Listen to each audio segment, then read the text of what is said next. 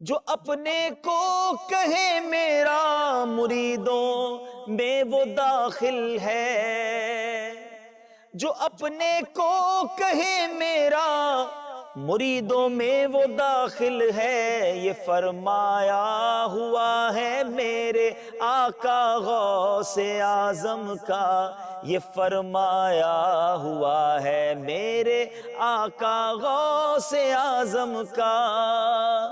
اب اس کے پیچھے کیا واقعہ ہے؟ ایک صاحب خدمت اقدس میں حاضر ہوئے، یعنی غوث پاک کے دربار میں حاضر ہوئے، اور عرض کی کہ حضور اگر کوئی شخص اپنے آپ کو آپ کا مرید کہتا ہے تو حضور کے ساتھ نسبت غلامی بتاتا ہے، اور دراصل اس نے آپ کے دست اقدس پر بیعت نہیں کی لیکن اپنے آپ کو آپ کا غلام کہتا ہے، اور یہاں سے اس نے خرقہ بھی حاصل نہیں کیا، تو کیا وہ حضور کے مریدوں میں شامل سمجھا جائے گا، شمار سمجھا جائے گا؟ ارشاد فرمایا قیامت تک جو کوئی ہمارے سلسلے میں داخل ہوا اور اپنے آپ کو ہمارا مرید کہے، بے شک وہ ہمارے مریدوں میں داخل ہے، ہمیشہ ہم اس کے حامی، ناصر اور دستگیر ہیں، مرتے وقت اس کو توبہ کی توفیق ملے گی۔ اللہ اللہ۔ شیخ علی بن حیتی رضی اللہ تعالیٰ عنہ فرمایا کرتے تھے کہ کسی مرید کا پیر شیخ عبد القادر جیلانی کے مرید کے پیر سے افضل نہیں ہو سکتا۔ کیا بات ہے غوث اعظم رضی اللہ تعالیٰ عنہ کی۔